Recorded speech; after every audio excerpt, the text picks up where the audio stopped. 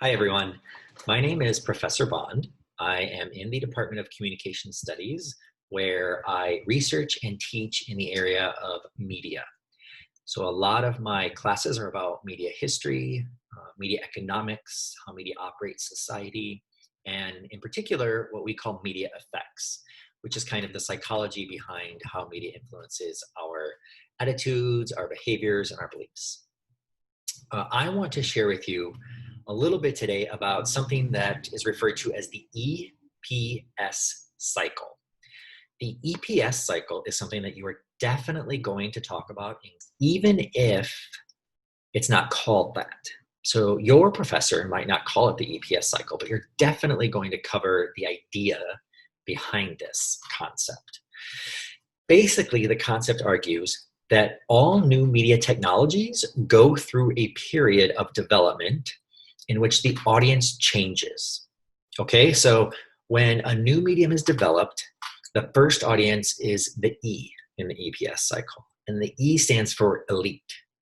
The second stage is the popular, P for popular, and the third is specialized. So EPS stands for elite, popular, and specialized. And the argument behind this concept is that every new medium goes through this cycle, so that there is a small elite group of individuals who start adopting the medium when it is first introduced to the public.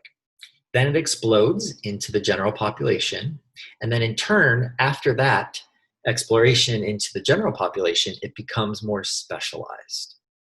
Okay, the elite, those initial users, those early adopters of any new technology, can depend. It depends on who those elite are. Those elite could be economical elites, educational elites. They could be technological elites, or they could be social, political elites. So, for example, if you think about television, in the early days of television, the actual hardware, the television itself, was a very expensive home appliance. In fact, early televisions cost approximately the same as a car, an automobile.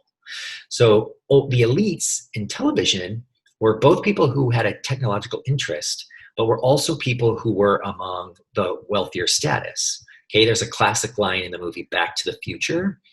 I always reference 80s movies, by the way, where it's a scene that's occurring in the 1950s. And one of the characters asks another character if he has a television in his home, to which he replies, "Yes, I have two," because he's. Roll! Now we can watch Jackie Gleason while we eat.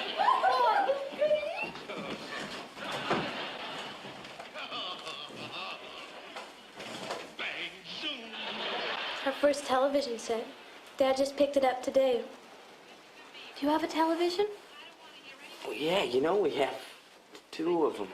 Wow! You must be rich. Oh, honey, he's teasing you. Nobody has two television sets. Character from the future. And the people at the dining room table laugh at him because there's no way he could possibly have two televisions, because a television meant that you were someone of at least middle class status. Okay, not everyone could afford a television. Television quickly became part of the P cycle, moved from the elite to the popular.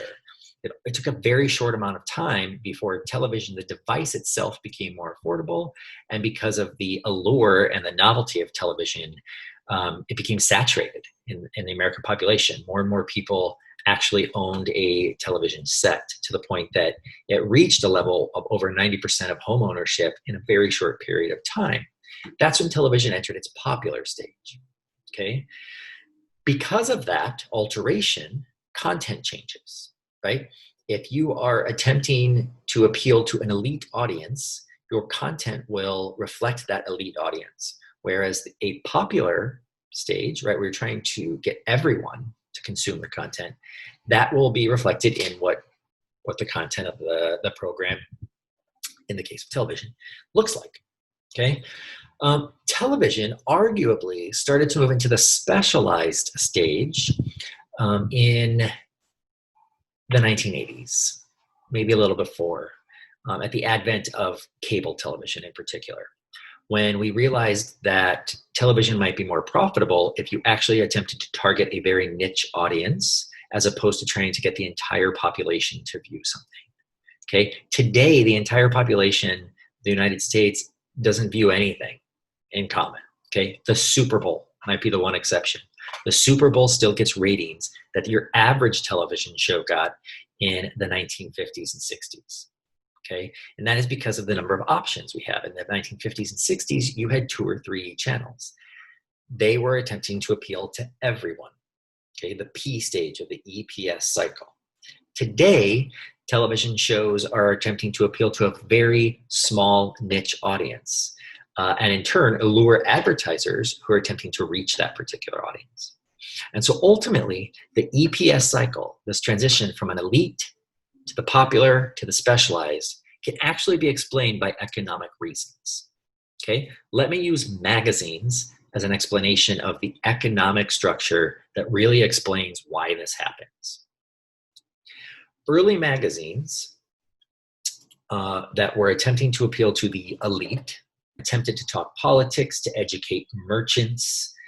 They often focused on essays related to education, literacy, slavery, and actually a lot of topics related to Great Britain in terms of US media, because at the time, we were still interested in what was happening in Great Britain. It very much influenced the economics and the political structure of what was happening in the early days of the United States. The kind of popular stage, the general interest stage of magazines, was from about the 1820s to the 1950s, okay? And this is the height of magazines. This is when you saw magazines like the Saturday Evening Post, Life, the examples that I have on the screen now. These were magazines that were read by a vast swath of the population. Everyone knew about Life magazine. Life was a popular magazine regardless of who you were, regardless of your interests, regardless of your background. What moved magazines into the S stage of the EPS cycle, elite, popular, specialized, is revenue, is thinking about advertising dollars. So take a look at this. Life magazine in the 1960s, let's say it had a reach of about 8 million people, okay? It's a large percentage of the population, but it's not quite as big as the reach of television. So in the early 1960s, somebody who wanted to take out a one-page ad in Life magazine would pay about $60,000 to take out that ad. 1 minute of airtime on NBC cost about the same, $60,000. But you're reaching 20 million people on television. You're only reaching 8 million with Life magazine. So you're paying about $7.50 for every 1,000 people that you're reaching in Life with your one-page ad. You're reaching 20 million people at $3 per thousands of people with a 1 minute broadcast commercial on NBC. Okay. Now, here's where the specialization comes into play. Let's say that you're attempting to sell something to a very specific part of the audience, right? There's no product, or very few products at least, that are trying to reach all 20 million of those NBC viewers. This is actually why things like food products, why things like cars, why things like insurance companies, why things like sugary beverages like soda pop, why they take out ads during the Super Bowl, why they are the primary advertisers during prime time, because they're trying to reach everyone. But most advertisers are not. They're looking for that niche audience. So paying $60,000 to reach those 20 million people is great if you're a car company. But if you're trying to sell fishing rods or fishing lures and equipment, you're probably only trying to reach like 1 million of those 20 million people who may even slightly have an interest in fishing, right? That's where specialization comes in. So if in the 1960s, we develop a magazine called Field and Stream, and Field and Stream is a magazine specifically for fishermen, okay? And it becomes rather popular, and in fact has a readership of about 500,000 people. That's pretty impressive. if you're trying to find that audience, if you're trying to advertise your fishing equipment, okay, you're reaching, 500,000 people with Field and Stream magazine, and you're guaranteed to know that all of those people have an interest in fishing. And an ad in a specialized magazine costs less because it has a less of a reach, right? It's not reaching as many people, so the advertising costs less. Might cost you $10,000 to take out a full page ad. So now you're reaching 500,000 people who have an interest in your product, and it's only costing you $2 for every 1,000 people that it's reaching. Let's say that maybe 1 million people who are watching NBC have an interest in your products. Okay, you're still paying the $60,000 for that 1-minute ad, which means now it's costing you $60 per thousands of people who might have an interest in your product. So when you compare that to a general population magazine and a television broadcast commercial, taking out an ad in a specialized magazine really makes sense. Specialization creates revenue because it lowers the cost of advertising, but increases the likelihood that you are reaching the people you are attempting to advertise to. In turn, we see this happen with magazines. We see this happen with television. We see this happen even with radio. We saw this happen with newspapers.